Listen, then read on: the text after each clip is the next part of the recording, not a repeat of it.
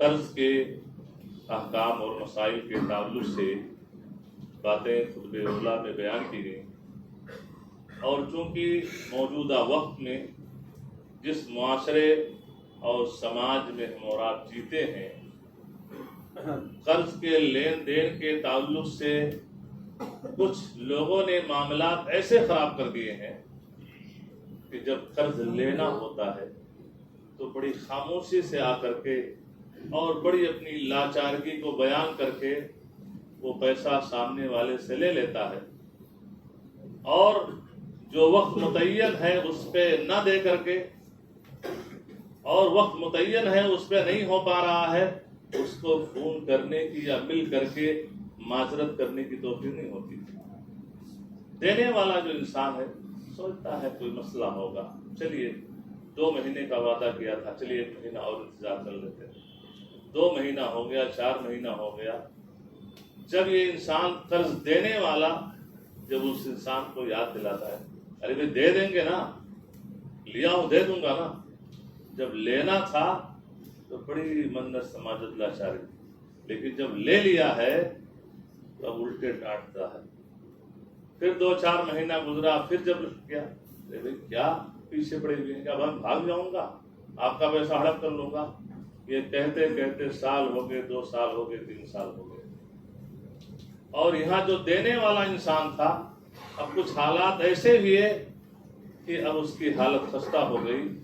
اب وہ مانگ رہا ہے کہ بھئی ہمارے بچے اسکول میں ہیں، فیس جمع کرنے کا پیسہ نہیں ہے، ہماری بیوی بیمار ہے، علاج کے لیے پیسے نہیں ہیں، اب اس کو قرض دوسروں سے لینا پڑ رہا ہے، اور جس کے پاس ہے وہ کہہ رہا ہے کہ میں بھاگ جاؤں گا۔ یہ چیز کیا ہے؟ تو معاملات یہاں تک آ گئے کہ لوگ کہتے ہیں بھئی اگر تعلقات خراب کرنے ہوں، سلام کلام بند کرنا ہو تو قرض دے دیجیے۔ کچھ لوگوں کا ایسا ہے، یہ بڑی ہی گھناؤنی چیز ہے، اور یہ ہے کہ محسن کا احسان انسان کو نہیں بھولنا چاہیے۔ آپ نے قرض لیا ہے، اس کی ادائیگی کی جو وقت ہے اس پہ آپ کو دینے کی کوشش کرنی چاہیے، اور کسی وجہ سے اگر حالات ناسازگار ہو گئے تو اس سے معذرت کرنی چاہیے، اور کچھ اور ٹائم لینا چاہیے کہ اس پہ آپ اس کو دے دیں۔ کیونکہ اگر ایسا مسئلہ ہے کہ لینا جانتے ہیں لیکن دینا نہیں جانتے ہیں تو ایسے قرض لینے والوں کے سامنے نبی کریم صلی اللہ علیہ وسلم کی حدیث ہونی چاہیے، جس پر امام نسائی رحمہ اللہ نے بیان کیا ہے، اور علامہ البانی رحمہ اللہ نے اس حدیث کو صحیح قرار دیا ہے۔ اللہ کے رسول صلی اللہ علیہ وسلم فرماتے ہیں کہ قسم ہے اس ذات کی جس کے ہاتھ میں میری جان ہے، اگر ایک انسان اللہ کے راستے میں قتل کیا جائے، شہید کر دیا جائے، پھر زندہ کیا جائے، پھر شہید کر دیا جائے، پھر زندہ کیا جائے، پھر شہید کیا جائے، اور پھر زندہ کر دیا جائے، اور اگر اس کے اوپر دین ہے، لوگوں کا قرض ہے، ما دخل الجنہ، شہید ہے، اللہ کے راستے میں شہید ہوا ہے، لیکن لوگوں کا قرض اس کے اوپر ہے، تو جب تک اس کے قرض کو ادا نہ کر دیا جائے جنت میں نہیں جا سکتا۔ قرض پہلے ادا کرو، اس کے بعد جنت میں جا سکتے ہو۔ کتنی سخت وعید ہے ایسے لوگوں کے لیے جو لوگوں کا پیسہ ہڑپ کر لیتے ہیں، کھا جاتے ہیں، اور جب دینے کی باری آتی ہے تو ٹال مٹول، اور ٹال مٹول ہی نہیں بلکہ کہتے ہیں کیا بھاگ جاؤں گا، کیا پیچھے پڑے ہوئے ہو، آپ کا پیسہ ہضم کر لوں گا، 3 مہینے کی ٹائم تھی، 3 سال ہو گیا۔ تو یہ وعید لوگوں کی نگاہوں میں ہو۔ ایسے ہی نبی کریم صلی اللہ علیہ وسلم کی سنن ابن ماجہ کی وہ صحیح حدیث جسے علامہ البانی رحمہ اللہ نے صحیح قرار دیا ہے کہ اللہ کے رسول صلی اللہ علیہ وسلم کی خدمت میں ایک جنازہ پیش کیا گیا، اُتِیَ بِرَجُلٍ لِيُصَلَّىٰ عَلَيْهِ، نبی کریم صلی اللہ علیہ وسلم کے پاس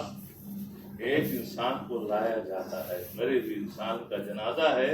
حاضر کیا جاتا ہے۔ کیوں کیا جاتا ہے؟ لِيُصَلَّىٰ عَلَيْهِ، تاکہ نبی کریم صلی اللہ علیہ وسلم اس انسان کی جنازے کی نماز پڑھا دیں۔ اللہ کے رسول صلی اللہ علیہ وسلم کو جب پتہ چلا کہ اس انسان کے اوپر لوگوں کا قرض ہے، کیا کہا آپ نے؟ صلوا علی صاحبکم فإن علیہ دین،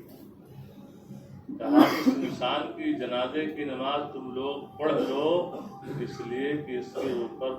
قرض ہے. سنا آپ نے؟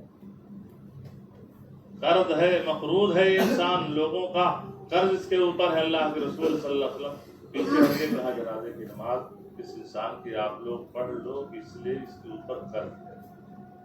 اور بعض دوسری روایت میں یہ صراحت موجود ہے کہ قرض کتنا تھا؟ دیناران، 2 دینار. ابو قتادہ رضی اللہ تعالیٰ عنہ کہتے ہیں علیہ دین، اے اللہ کے رسول صلی اللہ علیہ وسلم میں حوالہ لیتا ہوں اس کے 2 دینار اس میت کے اوپر، اس کی قرض کی ادائیگی میں کر دوں گا، آپ جنازے کی نماز پڑھ دیجیے.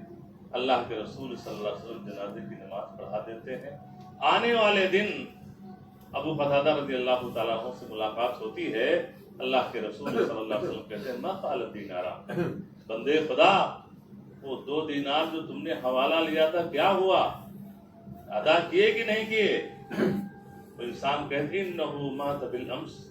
اللہ کے رسول صلی اللہ علیہ وسلم ابھی تو کل کی بات ہے، ابھی تو کل ہی موت ہوئی ہے. آنے والے دن پھر اللہ کے رسول صلی اللہ علیہ وسلم سے ملاقات اس صحابی کی ہوتی ہے. پھر پوچھا تو صحابی نے کہا قضیت، اے اللہ کے رسول صلی اللہ علیہ وسلم وہ 2 دینار جس کا حوالہ میں نے لیا تھا وہ قرض میں ادا کر چکا ہوں. غور سے سنیے، اللہ کے رسول صلی اللہ علیہ وسلم جب یہ سنتے ہیں تو کہتے ہیں الان بردت جلدت، اب جا کر کے اس میت کو جسے تم لوگوں نے دفنایا تھا اس کے چمڑے کو ٹھنڈک اب پہنچ رہی ہے. صحیح مسلم کی وہ حدیث جس میں اللہ کے رسول صلی اللہ علیہ وسلم فرمایا یغفر للشہید کل ذنب الا الدین، شہید جو اللہ کے راستے میں جامع شہادت نوش فرماتا ہے اس کے خون کا قطرہ زمین پر گرنے سے پہلے جس شہید کا ٹھکانہ جنت میں لکھ دیا جاتا ہے اس شہید کے بارے میں اللہ کے رسول صلی اللہ علیہ وسلم فرمایا یغفر للشہید کل ذنب الا الدین، شہید کے تمام گناہ معاف کر دیے جاتے ہیں لیکن اگر کسی کے قرض اس کے اوپر ہے تو قرض معاف نہیں کیا جاتا. آج یہ 2 دینار کا مسئلہ تھا صحابی رسول کا کہ 2 دینار کی بنیاد پر اللہ کے رسول نے جنازے کی نماز نہیں دی. اور آج معاملہ یہ ہوتا ہے 2 دینار نہیں، 2 کروڑ نہیں، 2 ارب، اربوں کروڑوں کا معاملہ ہوتا ہے لین دین کا، اور اسی حال میں صاحب دنیا سے چلے گئے، لینا دینا نہیں. میں نے تو میرے دوستوں اپنی آنکھوں سے اور اپنے ان کانوں سے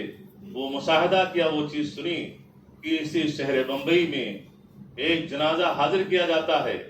مولوی صاحب جنازے کی نماز پڑھانے کے لیے آگے پہنچتے ہیں، کاروباری بزنس مین انسان ہے، کہتے ہیں کسی کا لین دین ہو تو ان کے وارثوں میں فلاں انسان ہے. ایک انسان آ کے کھڑا ہوتا ہے 25 لاکھ روپے ہمارے تھے، ہونا کیا چاہیے؟ آپ ورثہ کی حیثیت ہو، باپ کی حیثیت سے، بھائی کی حیثیت سے، بیٹے کی حیثیت سے آپ کا کردار ہونا چاہیے کہ بھائی ٹھیک ہے بعد میں دفنانے کے بعد دیکھ لیں. گالی گلوچ میں لوگ اتر آئے اس انسان کے کہ تم نے کیسے کہا، میں 4تھی صف میں تھا. کیا ماجرا ہے، گالی گلوچ ہو رہی ہے. جو لوگ ہمارے ارد گرد تھے کہا انسان جس کی موت ہوئی ہے، یہ انسان جو 25 لاکھ کہہ رہا ہے، اس پیسے کو ہڑپ کرنے کے لیے صاحب نے کم سے کم 5 لاکھ روپے پولیس چوکی بھی کھلا دی. مارکیٹ میں ان کا تقریباً 1.25 سے 1.5 کروڑ کے اوپر ہے. اور جو ہمارے آس پاس میں لوگ تھے کسی نے کہا 5 لاکھ ہمارا ہے، کسی نے کہا 10 لاکھ ہمارا ہے، کسی نے کہا 2 لاکھ ہمارا ہے. اور زندگی لگژری لائف جی رہے ہیں. اللہ سے ڈرو، اللہ سے ڈرو، سوکھی روٹی کھا لو، ہلکے پھلکے گھر میں رہ لو، ہلکا پھلکا کپڑا پہن لو، لیکن لوگوں کے حساب پر لوگوں کے مال کو ہڑپ کر کے، چاہے قرض کی شکل میں ہو کسی بھی شکل میں ہو، اور لگژری لائف جیو گے، مرو گے، دنیا کے اندر بھی ذلیل رسوا ہوگے، اور کل عذاب قبر سے بچ نہیں سکو گے، اور حتیٰ کہ حشر میں بھی تمہارا معاملہ بڑا ہی ڈینجر ہوگا، تو یہ ہے کہ ان چیزوں سے بچنا چاہیے۔ اب اگر ایک انسان کسی جائز چیز کے لیے قرض لیا ہو، قرض کی ادائیگی نہ ہو پا رہی ہو، ادا کرنا چاہتا ہے، تو اسے نبی کریم صلی اللہ علیہ وسلم کی ان دعاؤں کے پڑھنے کا اہتمام کرنا چاہیے اور جائز طریقے اختیار کرنا چاہیے تاکہ وہ قرض ادا کر سکے۔ علی رضی اللہ تعالیٰ عنہ کی وہ حدیث جو روایت کرتے ہیں، اور یہ حدیث سنن ترمذی کی ہے، کہ ایک انسان آتا ہے اور کہتا ہے کہ میں نے اپنے آقا سے اتفاق کیا ہے کہ اتنا پیسہ دے دوں گا اور مجھے آزاد کر دیجئے، لیکن مجھ سے نہیں ہو پا رہا ہے، اتنا پیسہ کیسے ادا کروں؟ تو کچھ بتائیے۔ انہوں نے کہا کہ دیکھو، میں نے نبی کریم صلی اللہ علیہ وسلم سے حدیث سنی تھی کہ اگر انسان کے اوپر پہاڑ کے برابر بھی قرض ہو، یہ دعا پڑھے، اللہ تعالیٰ اس کی قرض ادا کر دے گا اور اس کے لیے آسانی پیدا فرما دے گا۔ اور وہ دعا ہے، اللہم اکفنی بحلالک عن حرامک واغننی بفضلک عمن سواک۔ اسی طریقے سے اللہ کے رسول صلی اللہ علیہ وسلم، سنن نبی داؤد کی حدیث، کہ اللہ کے رسول صلی اللہ علیہ وسلم یہ اکثر و بیشتر یہ دعائیں پڑھا کرتے تھے، اللہم انی اعوذ بک من الہم والحزن والجبن والکسل والعجز، اللہم انی اعوذ بک من غلبۃ الدین وقہر الرجال۔ تو ایک صحابی کہتے ہیں کہ اللہ کے رسول صلی اللہ علیہ وسلم، آپ یہ دعائیں کثرت سے کیوں پڑھتے ہیں؟ اور اس میں یہ ہے کہ آپ قرض سے بھی پناہ چاہتے ہیں، قرض کے بوجھ سے بھی پناہ چاہتے ہیں۔ تو اللہ کے رسول صلی اللہ علیہ وسلم فرمایا کہ دیکھو، جب ایک انسان قرض لیتا ہے تو قرض لینے والا جب بات کرتا ہے تو جھوٹ بولتا ہے، اور جب وعدہ کرتا ہے اس سے وعدہ خلافی ہوتی ہے۔ اس لیے اللہ کے رسول صلی اللہ علیہ وسلم ان دعاؤں کو صبح و شام اللہ کے رسول صلی اللہ علیہ وسلم پڑھا کرتے تھے، تو ان دعاؤں کے پڑھنے کا اہتمام کرنا چاہیے۔ اور اخیر میں ایک چیز یہ ہے کہ انسان قرض سے کیسے بچ سکتا ہے کہ قرض لینے کی نوبت نہ آئے۔ تو اس میں سب سے پہلی چیز یہ ہے کہ انسان جس حال میں ہے، جیسے ہے، اس پر قناعت پسند ہو۔ آپ کو اللہ تعالیٰ نے 10,000 کی آمدنی مہینے کی دی ہے، اسی میں آپ خوش رہیے کہ اللہ تعالیٰ نے ہمیں اتنے دیا ہے، تو اتنے میں مد رجلک قدر ثوبی۔ عربی میں ایک کہاوت ہے جسے ہم اور آپ بھی کہتے ہیں کہ جتنی چادر ہو اتنے ہی پیر پھیلائیے، آپ اسی میں اپنے آپ کو سیٹ کیجیے۔ دوسری چیز یہ ہے کہ انسان اپنے سے کمتر کو دیکھے، اپنے سے اوپر والے کو نہ دیکھے۔ اور چونکہ خطبہ جمعہ میں خواتین بھی موجود ہیں، بسا اوقات یہ خواتین بھی اس بات کا سبب بنتی ہیں کہ شوہر دکھاوے کے لیے، ریا و نمود کے لیے یہ قرض لیتا ہے۔ یہ خاتون کسی کے گھر گئی، سہیلی کے یہاں، رشتے دار کے ہاں، ان کے گھر کا انٹیریئر تو ایسا ہے، ان کے ہاں یہ نئی گاڑی آئی ہے، یہ ہے، تو ہم اس گاڑی سے کیوں چلیں، ہمارا گھر ایسا کیوں نہ ہو۔ اب یہ ہے کہ سامنے والی کی انکم 10 لاکھ روپے مہینے کی ہے اور آپ کی انکم آپ کے شوہر کی 10,000 روپے کی ہے، زیادہ ڈسٹرب کرو گی تو کیا ہوگا؟ دینداری نہیں ہے تو انسان کیا کرے گا؟ پہلے اپنے جیسے لوگوں سے قرض لے گا، ان سے نہیں ہوگا تو جا کر کے بینک کا سودی کاروبار کا دروازہ کھلا ہوا ہے، وہاں سے جا کر کے لون لے لے گا، قرض لے لے گا، اور اس طریقے سے معاملات کچھ سے کچھ ہو جاتے ہیں۔ تو یہ ہے کہ انسان کو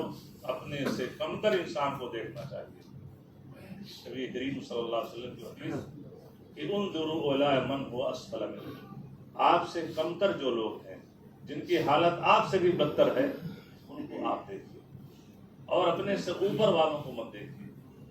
اس لیے کہ جب اپنے سے کمتر لوگوں کو دیکھیں گے، آپ ایک اچھے گھر میں موجود ہیں، گھر سے وہ 85 لاکھ کا 20 لاکھ کا فلیٹ ہے، آپ اپنے سے نیچے انسان کو دیکھیں کہ اتنے ایسے لوگ ہیں جو فٹ پاتھ پہ زندگی گزار رہے ہیں۔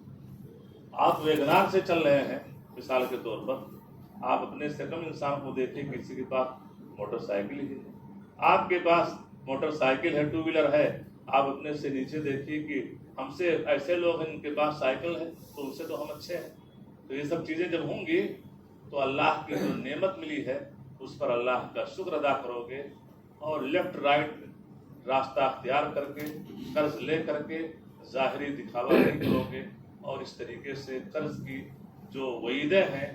اور قرض لینے کے جو نقصانات ہیں ان چیزوں سے آپ بچ سکو گے۔ اللہ تعالیٰ سے دعا ہے کہ اللہ تبارک تعالیٰ ہم تمام لوگوں کو ہر حال میں اللہ تبارک تعالیٰ کا شکر گزار رہنے کی توفیق عطا فرما۔ مولا